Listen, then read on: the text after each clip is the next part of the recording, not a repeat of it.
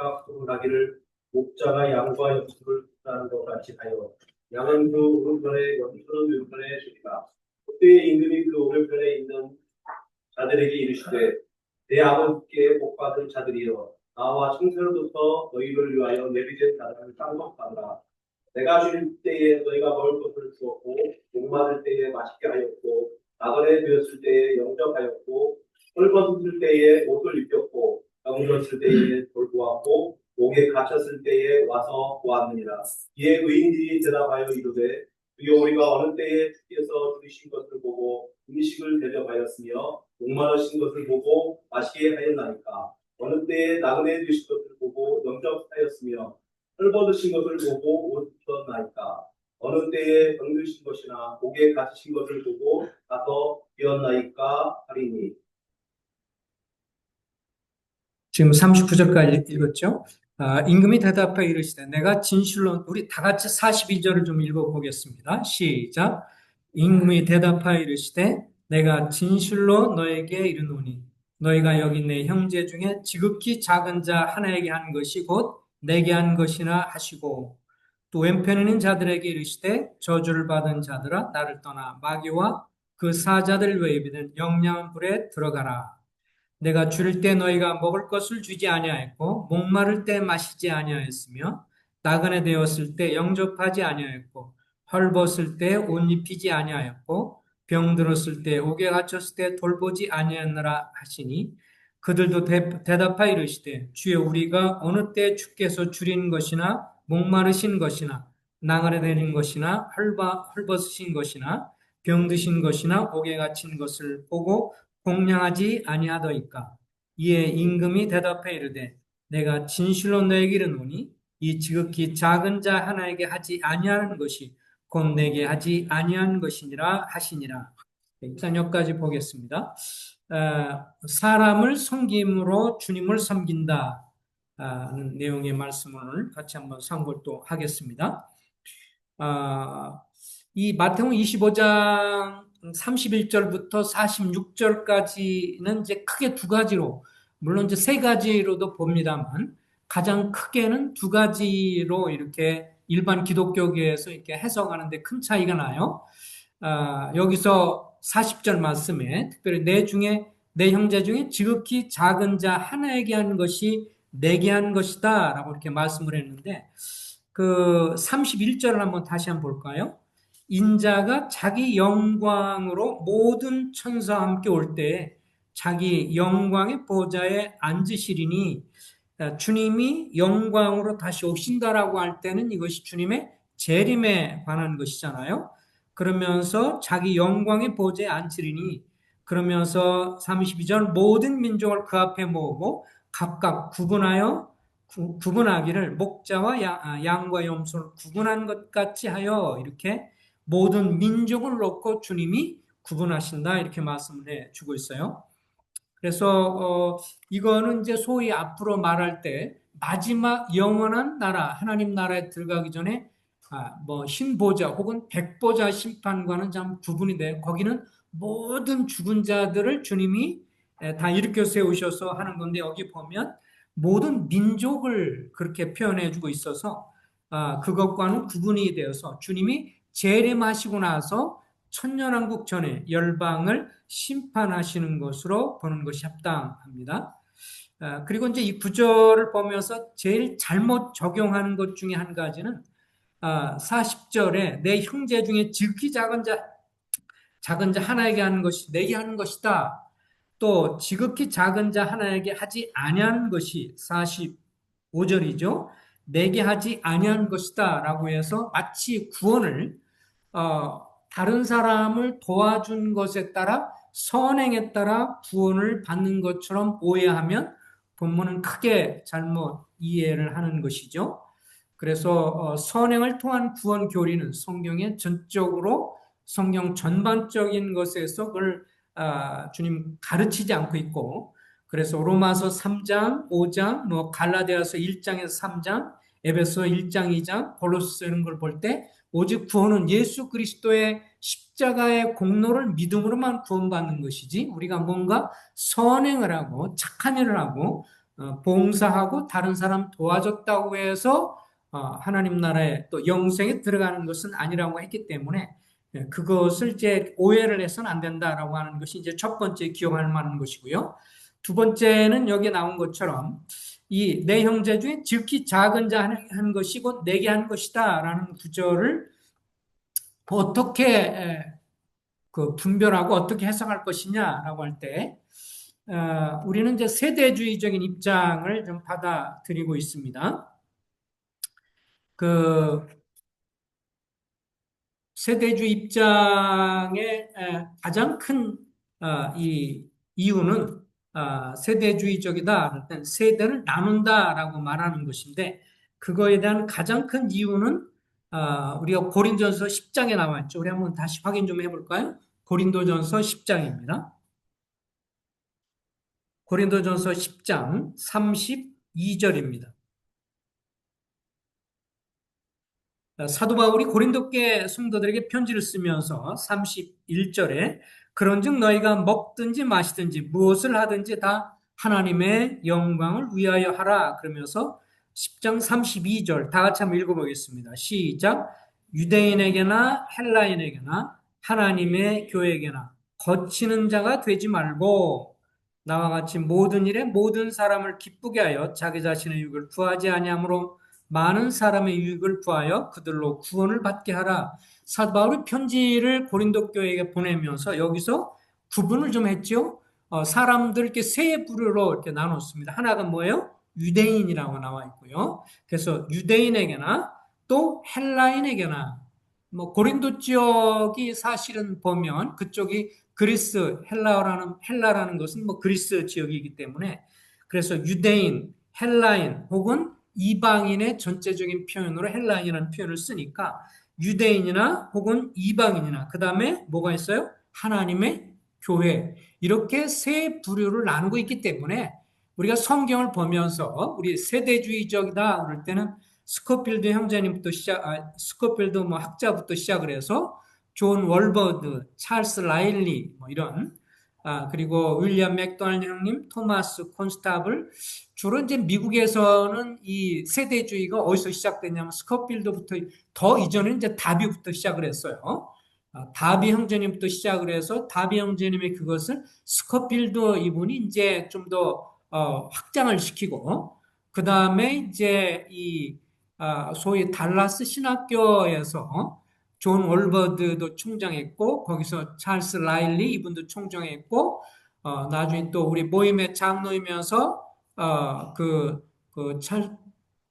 달라스에서 가르쳤던 교수였던 토마스 콘스타블이라든지 또 이제 찰스 스윈돌도 거기서 총장을 했고요.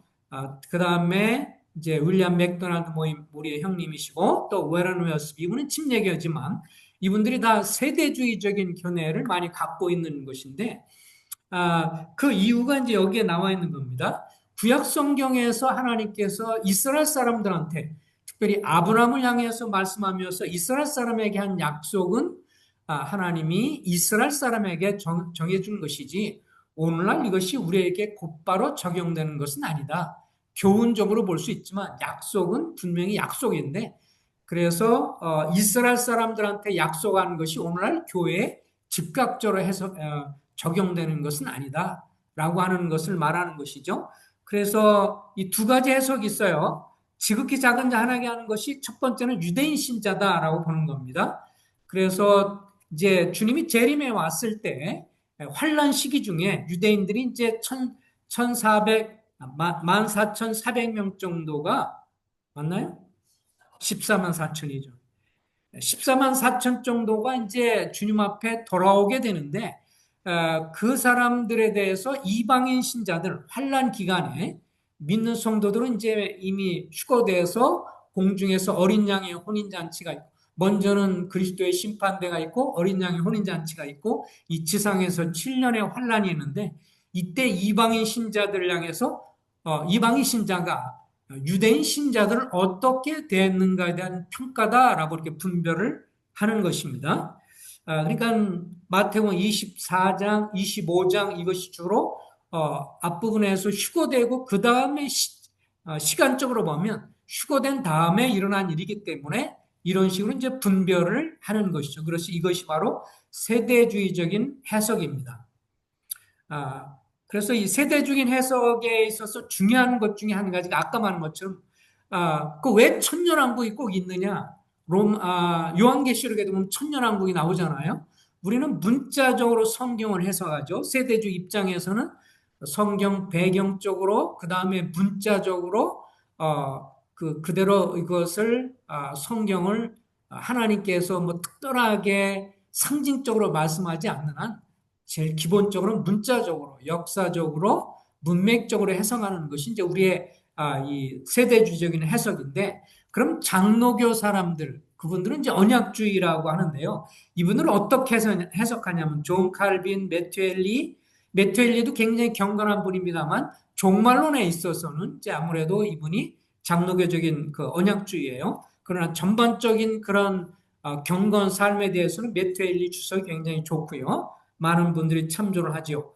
존 칼빈, 메투엘리, 루이스 벌코프, 지금 있는 칼슨 뭐 이런 사람들이 주로 이제 언약주의에 속한 분인데 이분들은 어떻게 해석하냐면 여기에 나와 있는 이 분들에 대해서 지극히 작은 자 이것을 그냥 주님의 제자들, 충성되게 주님을 따르는 제자들. 그래서 주님 믿는 사람을 어떻게 했느냐로 그렇게 구분을 하는 겁니다. 왜냐하면 언약주의 성경을 해석하면서 종말론에서 크게 차이가 나는데요. 1차적으로 이렇게 봅니다. 주님이 재림할 때 우리가 성경에서 볼 때 주님이 재림하면 우리 세대적인 입장을 어떻게 보냐면 두 부류로 주님이 재림을 보지요. 첫 번째는 어떻게 해요? 주님이 데살로니가전서 4장에 나온 것처럼 주님이 재림해서 올 때 우리가 순식간에 변해서 공중에서 주님을 만나리라 라고 했기 때문에 이것을 뭐라고 그래요?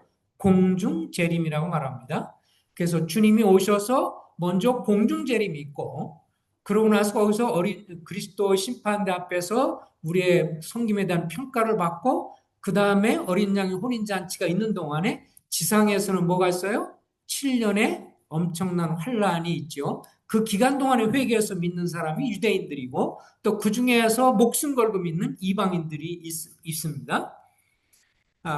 이것을 이제 우리는 받아들이지만 언약주의 장로교 사람들은 어떻게 믿냐면 그래서 아까 말한 것처럼 공중재림이 있고 그 다음에 7년이 지난 다음에 뭐예요? 지상재림이 있는 거예요. 그래서 재림을 두 부류로 우리는 봅니다. 주님이 공중에 먼저 나타나고 어린 양의 혼인잔치가 있고 뭐 그리스도의 심판대 그 다음에 지상에 주님이 내려오시고 그래서 이렇게 우리는 두 개를 보는데 언약주의 장로교에서는 어떻게 보냐면 주님이 그냥 재림 한 번만 한다라고 봐요.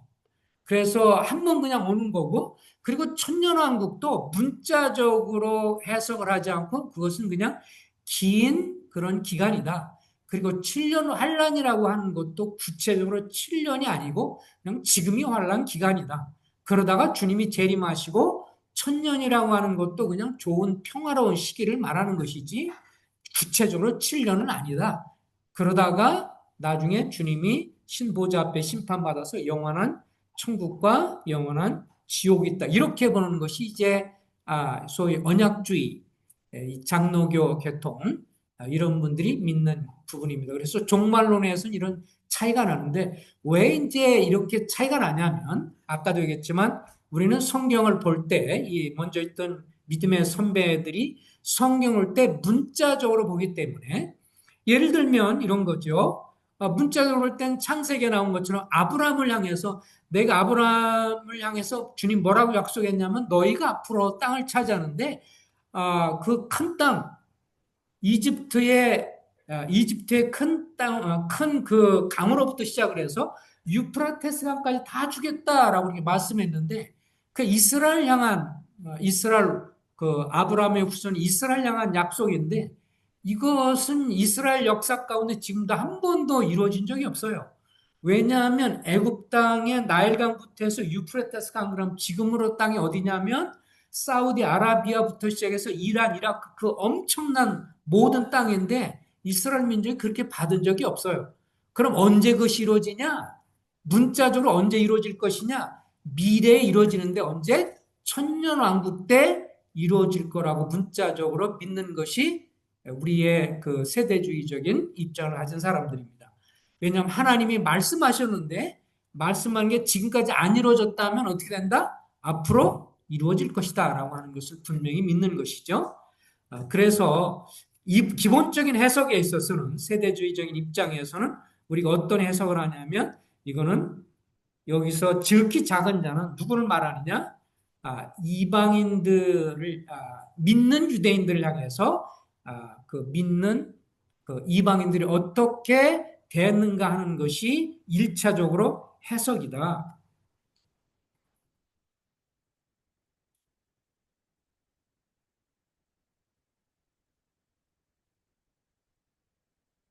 자, 그러면 이렇게 이제 말씀할 수 있습니다. 그러니까 기본적인 해석은 뭐예요? 시기적으로 볼 때는 이때는 뭐를 말한다고요? 이때는 7년 환란 기간 중에 앞으로 있을 일인데 7년 환란 기간 동안에 믿는 유대인들을 향해서 믿는 이방인들이 어떻게 되느냐에 따라서 주님께서 판단하신다. 이 열방을 심판하는 것이다라고 하는 것은 기본적인 해석이고요. 그럼 그 다음에 이것을 이제 우리가 말한다면 이 본문을 보면서 우리가 어떻게 그럼 이것을 볼 것이냐 아까 말한 것처럼 이스라엘 민족이냐 이방인이냐 하나님의 교회를 볼 때 이것을 우리가 영적인 교훈으로 적용을 할 수 있다 이렇게 말씀을 드릴 수 있는 겁니다. 왜냐하면 원리는 같거든요. 믿는 유대인들은 주님 믿는 사람들이니까 믿는 신자들 향해서 그때나 지금이나 여전히 주님의 원리는 뭐냐면 믿는 유대인들을 믿는 성도들을 선대한 사람은 곧 어떻게 보시는가요? 주님을 선대한 사람으로 여기시는 거죠. 그 원리는 그러니까 영적인 원리는 지금도 마찬가지고 앞으로 7년 환란 기간도 마찬가지다라고 하는 것입니다. 그런 관점에서 우리가 이 본문을 통해서 교훈을 얻는다면 여기서 주님이 강조한 영적 교훈은 뭐냐? 첫 번째 다 같이 읽어보겠습니다. 시작. 성도를 향한 태도를 주님을 향한 태도로 보신다라고 하는 것입니다. 사도행전 9장에 보면 여기에 주님이 사울을 책망을 하십니다. 바울이죠. 주님을 믿는 사람들을 감옥에 가두고 그런 일에 아주 전적으로 앞에 서서 자기 딴에는 하나님께 열심을 냈어요. 어찌 감히 인간이 스스로 하나님의 아들이라고 말할 수 있느냐? 예수님과 동시대에 바울이 살았기 때문에 그때는 사울이었죠. 그래가지고 본인 자신이 나는 하나님의 아들이다 라고 말하는 것에 분개를 갖고 그분이 구약에서 말하는 메시아라고 하는 것을 얘기하고 선포하는 것에서 받아들이지 않고 예수님이 십자가에서 로마 군인들에 의해서 그리고 유대인들의 지도자에서 마땅히 죽는 것이 합당하다. 처벌받는 것이 마땅하다 여기고 그리고 끝났다 생각하고 또 그걸 따르는 사람들을 감옥에 가두려고 아주 열심을 했던 그런 사울 청년이었죠. 근데 사도행전 9장에 보면 주님이 부활하셔서 다메스커스로 가고 있는 도중에 그를 부릅니다. 사울아 세우라 내가 어찌하여 나를 핍박하느냐. 이 소식을 들었고 주변 사람은 아무도 무슨 천둥소리 같은 소리만 들었는데 그때 명확하게 이 사울이라는 청년이 들었고 그럴 때 나는 내가 그래서 주여 누이십니까? 라고 했을 때 주님 뭐라고 하냐면 내가 핍박하는 예수다 이렇게 말을 했어요. 그러니까 사실은 뭐 사울이 예수님을 직접적으로 핍박한 것은 아니었지만 예수님을 따르는 무리들, 예수님을 따르는 주님의 자녀들을 핍박하고 그들을 감옥에 가두고 그러면서 고통을 가했는데 주님이 그것을 어떻게 받아들이셨다고요? 내가 어찌하여 뭐라고요? 내 자녀를 핍박하느냐 그러지 않고 내가 어찌하여 뭐라고요? 나를 핍박하느냐라고 말씀했어요. 이것이 바로 주님이 여러분과 나를 향해서 보시는 관점이라고 하는 것을 말씀을 드립니다. 자, 우리가 이제 주님 고린도서 12장 24절부터 25절도 말했지만 한 지체가 고통을 받으면 모든 지체가 고통을 받고 한 지체가 영광을 받으면 모든 지체가 함께 즐거워하느니라.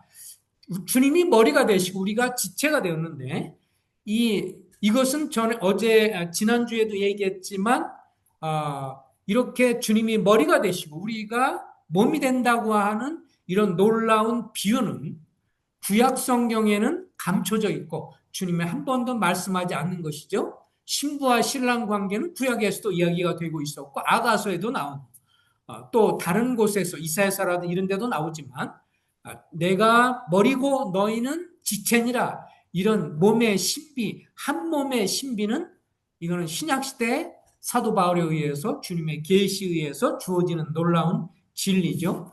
구약 성경에는 좀 교회에 관해서는 숨겨져 있는 진리였습니다. 그러니까 생각해 보세요. 주님의 머리시고 지난번에 했지만 머리의 뇌뿐만 아니라 중추신경계라고 말한다면 머리와 손의 지체와 이 관계를 어떻게 자를 수 있겠어요? 그죠? 그러니까 주님이 느끼시는 것이 당연하죠. 여러분이 한 사람 한 사람이 주님의 몸의 지체가 됐어. 어떤 사람은 손의 역할도 하고 발의 역할도 하고 그 다음에 뭐 여기에 염통처럼 이런 그런 역할도 하고요. 간의 역할도 하고 여러 몸의 지체 역할을 하는데 이게 다 뭐와 연관되어 있냐면 우리 머리와 다 직접적으로 연관되어 있는 지체들이기 때문에 그래서 주님이 성도를 향한 나의 태도를 주님은 어떻게 보느냐면 어떻게 보신다고요? 주님 자신에 대한 태도로 보신다라고 하는 것입니다. 그래서 이 작은 자 중에 하나도 마태복음 18장에도 이렇게 해서 읽어보겠습니다. 시작. 이 작은 자 중에 하나도 업신여기지 말라. 너에게 말하노니 그들의 천사들이 하늘에 계신 내 아버지 얼굴을 항상 배우느니라. 마태복음 18장에서 주님 뭐라고 하냐면 작은 소자라도 작은 어린아이라 할지라도 또 다른 말로 작은 어린 신자라고 할지라도 그를 어떻게 하지 말아라? 업신여기지 말아라. 업신여기지 말라고. 그들의 천사들이요, 하늘에 계신 내 아버지 얼굴을 항상 배웠느니라. 우리가 이런 말씀을 통해서 우리가 뭘 알 수 있냐면요. 한 가지 기본적으로 믿는 성도들을 도와주는 히브리서 나온 것처럼 여러분과 나를 돕고 옆에서 섬겨주는 누가 있어요? 천사들이 있다고 하는 것입니다. 우리가 주님을 믿으니까 또 뭐도 믿어요? 천사도 믿는 거죠. 자, 여러분을 주변에 하나님이 천사를 보내서 도와준다는 걸 믿으십니까? 이거 안 믿으면 주의 말씀을 안 믿는 거예요. 그러니까 생각해 보세요. 하나님이 전 세계에 믿는 많은 사람들이 있는데 그 사람을 어떻게 순간적으로 다 도우신 줄 알아요? 천사를 통해서 일하시는 거예요. 천사를 명령해서 천사를 통해서 일하시기 때문에 순간순간 여러분과 나의 기도라든지 시기에 적절하게 역사하고 도와주는 거 다 그래요. 그래서 어떤 여기 갓 구원받고 구원받은 아주 어린 성도가 있는데 그 성도를 향해서 보니까 수준이 없어. 내가 보니까 수준이 없네요. 그래가지고 어떻게 생각하냐면 저 형제님 저 자매는 수준이 없어라고 막 얘기를 하니까 그 옆에 있는 천사가 어떻게 해요? 쭉 올라가가지고요. 무슨 얘기를 하는지 아세요? 주님 앞에 아무가 형제가요. 아무개 자매가요. 저 소자를 업신여기네요. 가서 잃는다고요. 내 얘기 아니에요. 지금 이거 이 말 풀어준 거예요.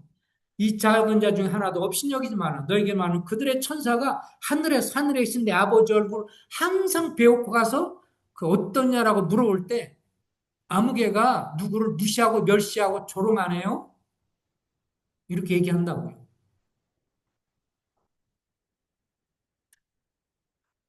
그래서 하나님 믿는 하나님의 자녀들을 향해서 우리가 어떤 자세를 취해야 되느냐? 내가 어떤 성도에 대해서 구원받았는데 구원 안 받았다면 좀 별개예요.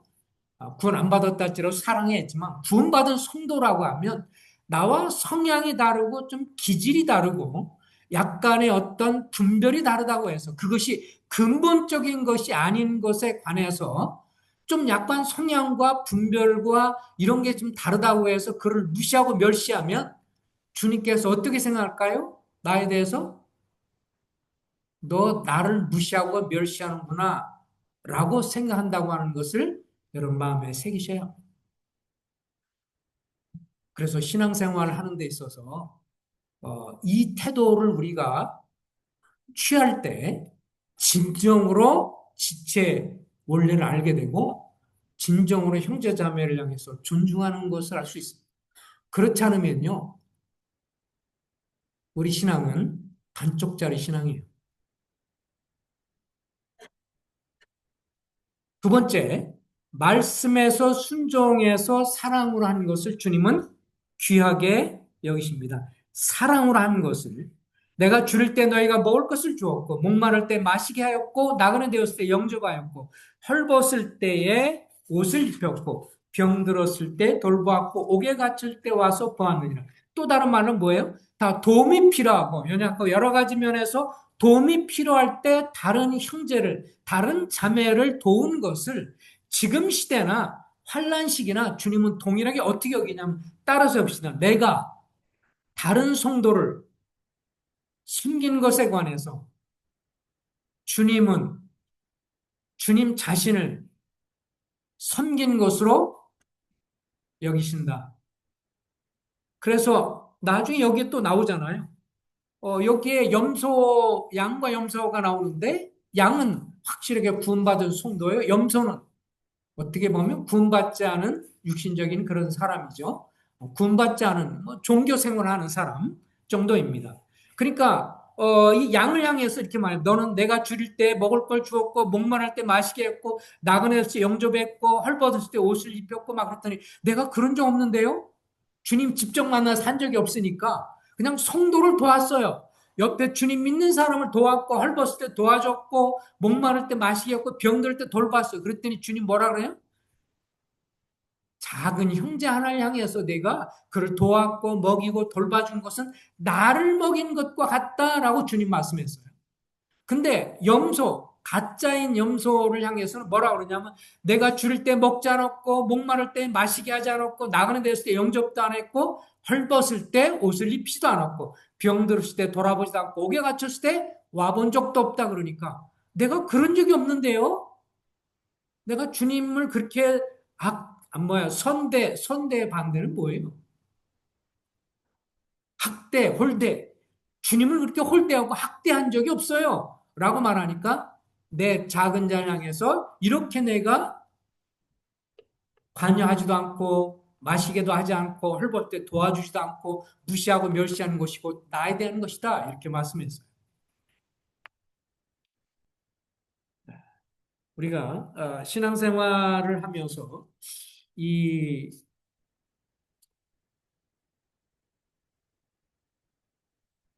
사람을 어떻게 대하느냐라고 하는 것이 굉장히 중요하다라고 하는 것을 마음에 생각을 하셔야 합니다.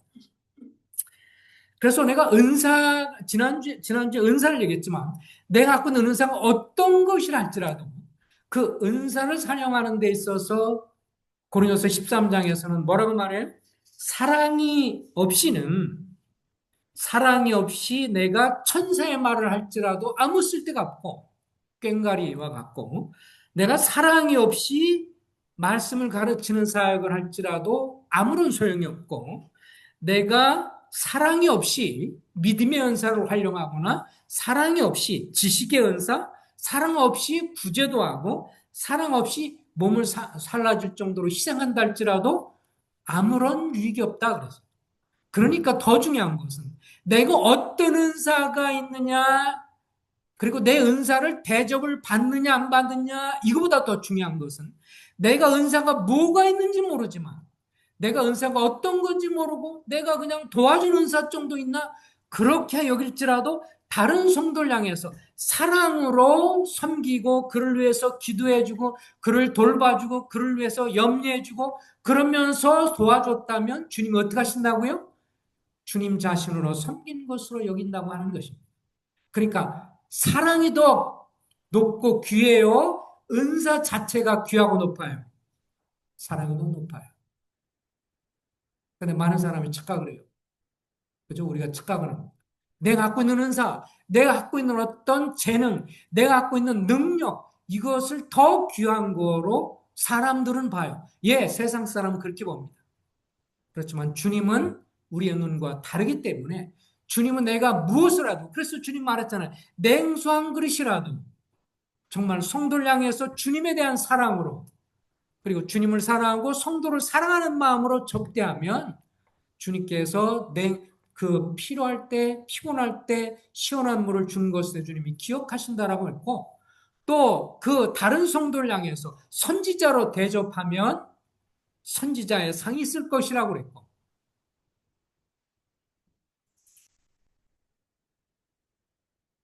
지극히 작은 자 하나에게 하지 아니하는 것이 곧 내게 하지 아니하는 것이니라. 너희가 무시당하거나 남이 알아주지 않는 사람한테 그게 바로 나였다. 그런 일을 하나라도 하지 않으면 너희는 바로 나에게 하지 않을 것이다.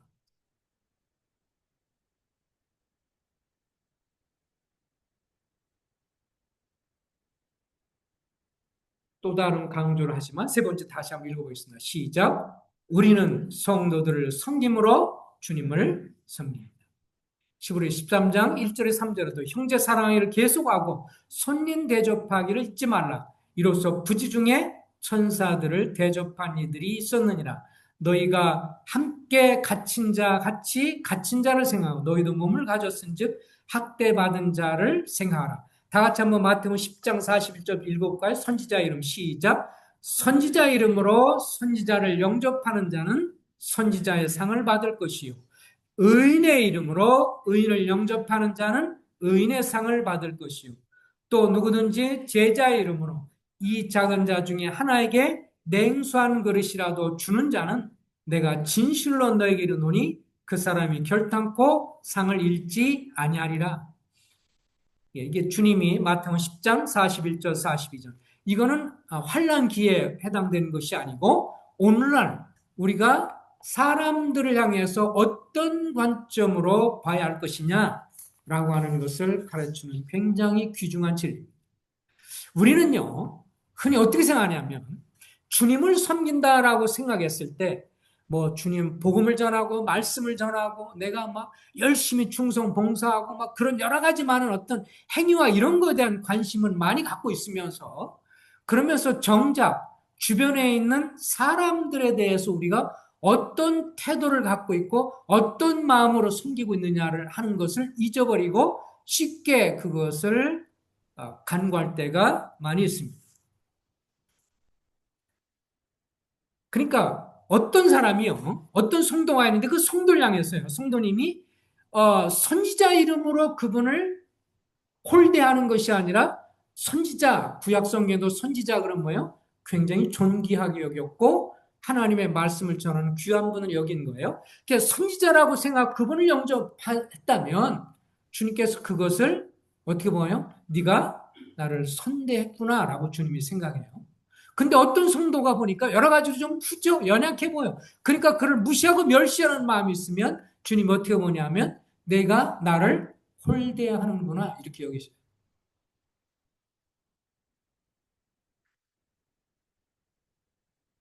근데 이제 이런 생각이 있을 거예요. 그런데요. 솔직히 말하면 에, 연약함과 부족함들이 우리 다 있잖아요. 육신이 있잖아요. 우리가 다 육신이 있고 그러는데 우리가 이 땅을 살아가면서 다 어떻게 그걸 다 할 수 있겠어요? 우리 자신을 볼지라도 형편없고 연약하고 죄가 많고 죄성이 있는데 다른 사람도 그러니까 우리가 서로 무시하고 싸우기도 하고 우리는 뭐 연약함이 많잖아요. 이렇게 우리가 말할 수 있어요. 그렇지만 한번 보시기 바랍니다. 자, 우리 성경을 보면 자, 에베소서를 볼 때 우리 자신에 대한 입장을 한번 봅시다. 에베소 2장을 한번 보겠습니다. 에베소 2장을 열어주세요.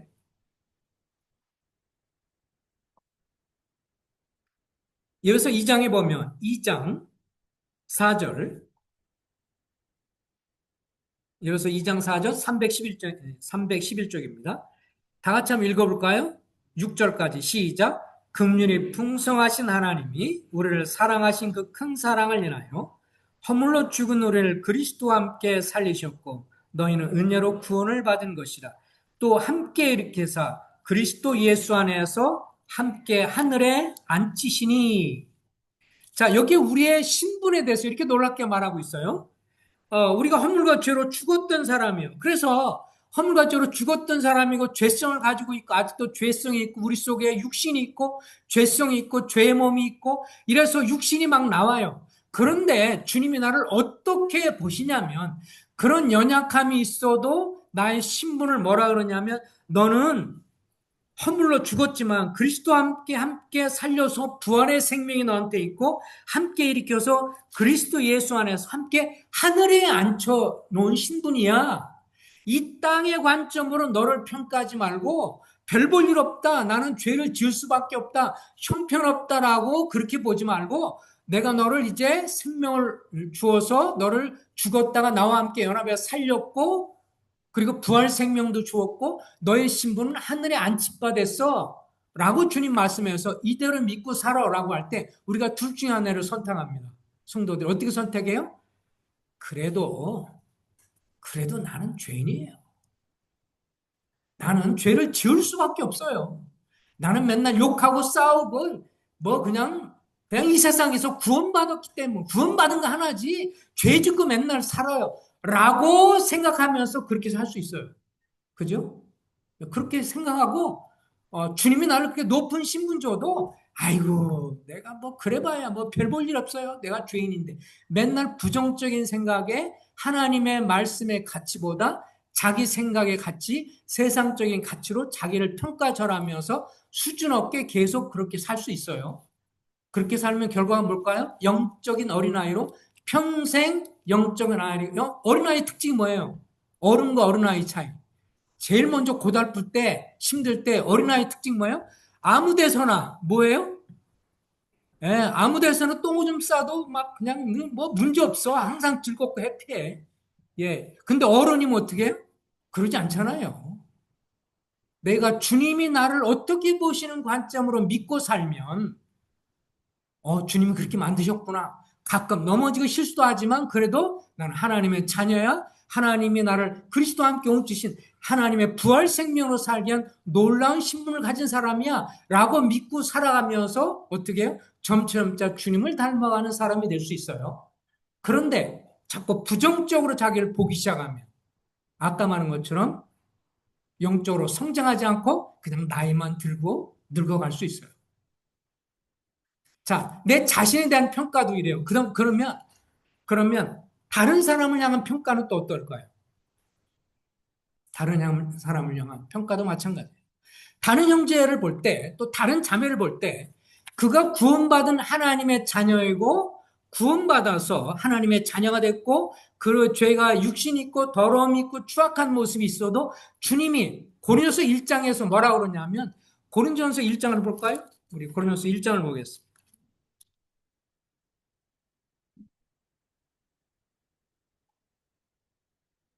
고린도서 1장 2절입니다. 고린도서 1장 2절 3절 다 같이 한번 읽어보겠습니다. 시작. 고린도에 있는 하나님의 교회 곧 그리스도 안에서 거룩하여지고 성도라 부르심을 받은 자들과 또 각처에서 우리의 주 곧 그들과 우리의 주 되신 예수 그리스도 이름을 부르는 모든 자들에게 하나님 우리 아버지와 주 예수 그리스도로부터 은혜와 평강이 있기를 원하노라. 여기 보면 2절에 뭐라 그랬어요? 고린도에 있는 하나님의 교회 곧 그리스도 안에서 어떻게 했다고요? 거룩하여지고 성도라 부르심을 받은 자들. 자, 근데 고린도 교회의 실상을 그냥 보자고요. 여기 지금 사도 바울이 주님의 관점으로 봤을 때 그는 거룩하고 예수 안에서 거룩한 하나님의 교회고 거룩한 무리 성도 그렇게 했는데 뒤에 나중에 보면 현실은 어땠어요? 고린도 교회 성도들이 싸웠어요. 서로 시기, 질투, 나는 베드로파, 나는 바울파, 아니야, 나는 그리스도파. 그 다음에 여러 가지 문제, 성적인 문제 있었고, 계모와의 관계 있었고, 또 형제지간에 서로 싸우고 막 그런 문제 있었어요.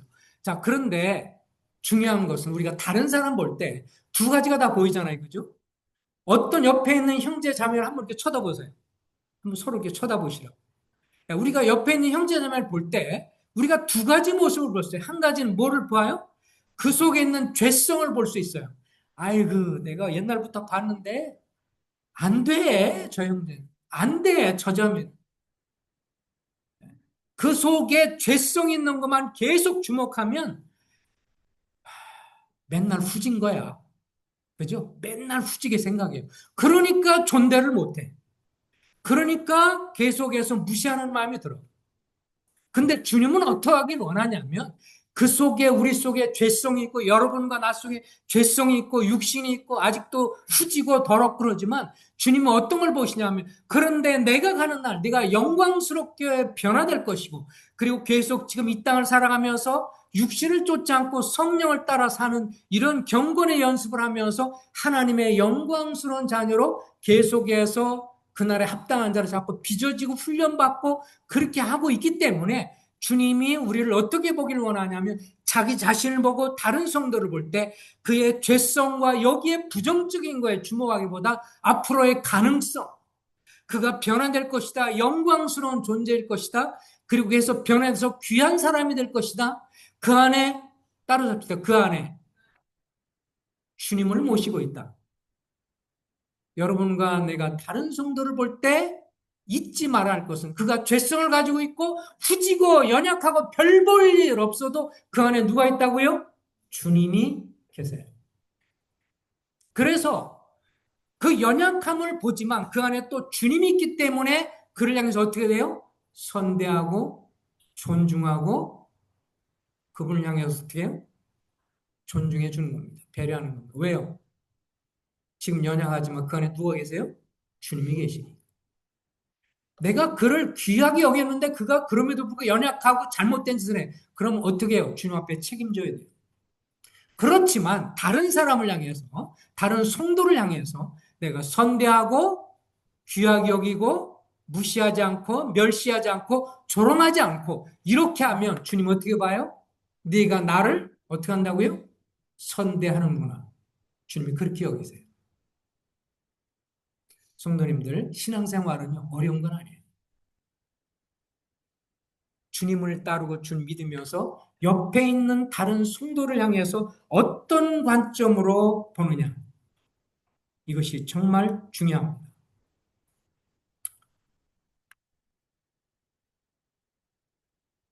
주님의 십자가 원리를 보세요. 자, 보세요. 수직적으로 주님과의 관계를 우리가 굉장히 중요시 여겨야 합니다. 그래서 제일 먼저는 우리가 경건의 시간을 갖고 말씀을 읽고 묵상해야 합니다. 이것이 주님 섬기는데 가장 기본이에요. 왜냐하면 이게 돼야 옆에 있는 사람을 사랑하고 존중할 수 있어요. 이거 안 되면 말짱 꽝이에요. 왜냐하면 사랑이 없어요. 주님과 말씀 가운데 내가 힘을 얻고 이게 돼야 자식을 향해 사랑도 하지 주님의 말씀을 통해 내 자신을 비춰봐야 힘을 얻지 이걸 안 하면 옆에 있는 사람 가증하게다 입술로만 사랑해 좋아해 그럼 무슨 생각이 들어요? 말로만 이렇게 느껴지는 거예요. 진실성이 없으니까. 왜냐하면 주님으로 인해서 주님의 사랑이 내 마음에 들어오고 말씀을 통해 내 자신을 비춰봐서 내가 죄가 있으면 주님 내가 죄가 있네요. 주님 내가 말씀하는데 이거 찔리네요. 내 형제를 시기하고 질투해요. 주님 자명합니다. 제가 질투하고 시기하지 않겠습니다. 주님 그 형제가 잘 되면 그걸 통해서 나는 바뀌었습니다. 저 형제가 나는 말씀의 은사가 없는데 저 형제가 말씀을 전하면 그 말씀을 듣는 순간부터 저것을 내 것으로 삼겠습니다. 저는 제가 과거 얘기했지만 영적으로 구원받고 나서 얼마 안 되고 나서 다른 또래보다 제 영적인 감각이 없었고 깨닫는 것도 없고 별 볼 일 없었거든요. 어느 날 생각하니까 너무 침체가 되더라고. 저렇게 쟤들은 잘 깨닫고 막 그런데 팍팍 올라가는데 나는 이게 뭐야? 잘 모르겠어. 안 돼. 근데 어느 날 지체 원리 깨달으니까 형제가 깨달은 거는 주님의 머리고 내가 지체 그러면 형제가 깨달으면 그걸 내가 드는 순간 이제 내 거네? 내 거네? 나는 고민 안 하고 갈등 안 하고도 배운 거 그대로 접수하면 내 거네? 나는 그런 마음이에요. 그러니까 다른 형제가 잘하고 나보다 훌륭한 설교하고 그러면 감사합니다. 배울 게 있어서 너무 감사합니다. 저 형제가 나는 저게 말씀적으로 맞아. 그럼 내 겁니다, 이제. 와, 지체를 통해서 배우게 되니 너무 감사. 내가 고민하고 어렵지 않고도 배울 수 있다니 감사합니다. 왜? 저는 저렇게 깨달은데 나는 없어요. 지가 뭐가 잘났다고 이게 아닙니다.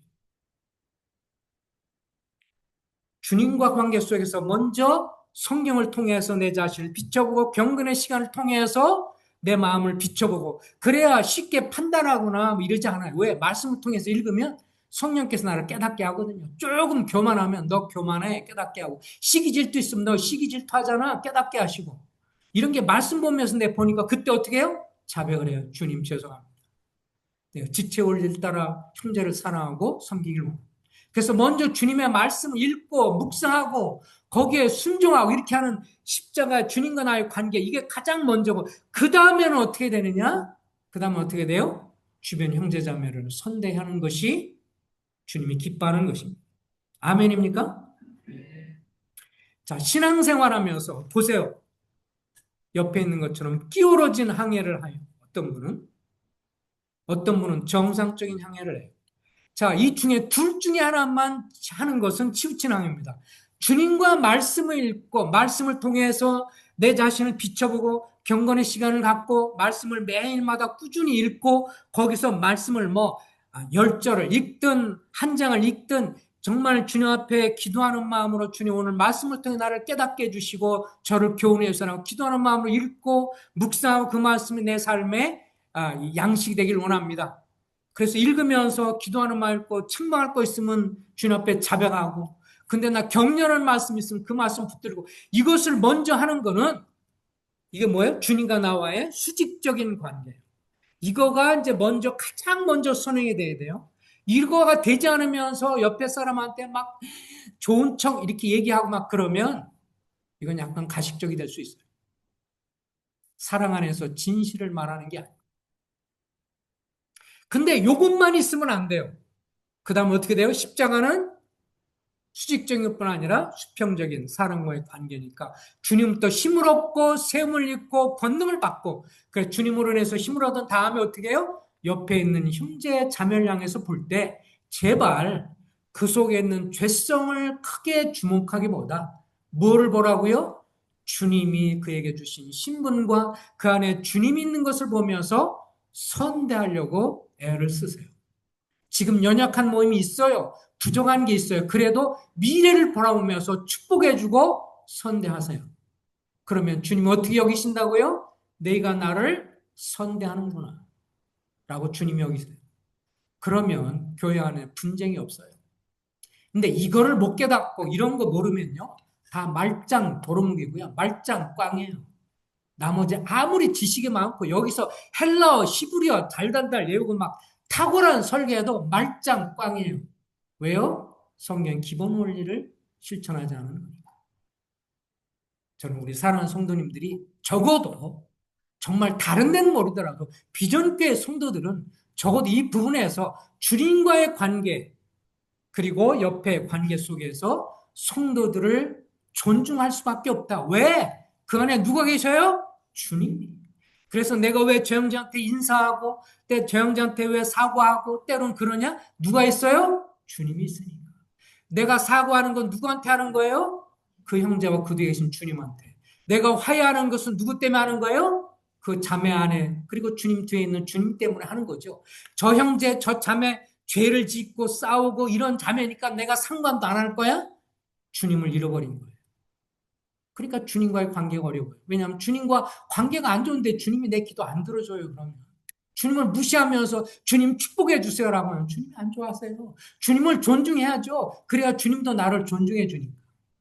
구원받은 성도를 향해서 내 마음에 안 들고 분별력 좀 작아도 때로 연약함이 있어도 선대하고 참으시고 인내하시고 배려하세요. 그럼 주님 어떻게 해요? 나에 대해서 인내하시고 배려하시고 선대하세요. 믿으십니까? 이거 잃어버리면 소망 없어요. 이거 믿지 않으면 주님께 쓰임받을 수 없고요. 인정받을 수 없고요. 주님이 사용하지 않습니다. 기본적인 것에 우리가 충실하면 좋겠습니다. 기도하겠습니다. 자비하신 주님 감사합니다. 형편없는 저희들, 죄 가운데 종이 되었고 형편없는 저희를 주님이 구원하셨사오니 그러나 그럼에도 불구하고 아직 우리 속에 죄성이 있어서 언제든지 넘어뜨리려고 하고 또 때로는 우리 속에 있는 육신을 쫓아 행함으로 잘못을 행할 때가 많이 있습니다. 그러할지라도 주님이 우리를 무시하지 아니하고 사랑과 은혜로 자비로 저희를 선대하시고 인도하신 것을 기억하오. 주님, 내가 잘나서 아니라 그리스도 때문에 아버지 하나님 우리를 선대하시고 축복하시고 귀하게 여겨주심을 인해서 감사합니다. 또 우리가 이런 사랑과 은혜를 받았으니 다른 분들을 향해서, 다른 성도를 향해서 주님 때문에 다른 성도를 사랑하고 선대하고 귀히 여기며 참아주고 인내할 수 있는 저희가 될 수 있게 해 주시옵소서. 그렇게 함으로 주님이 말한 대로 내가 다른 주변에 있는 성도를 향해서 대하는 태도가 곧 주님을 대한 태도임을 알고 가까이 있는 주변 성도님들을 귀히 여기고 존귀 여기며 그들을 존중하는 저희가 되고 그러면서 주님을 섬겨할 수 있도록 축복해 주시기를 원하올 때 예수 그리스도 이름으로 다하며 기도했습니다. 아멘.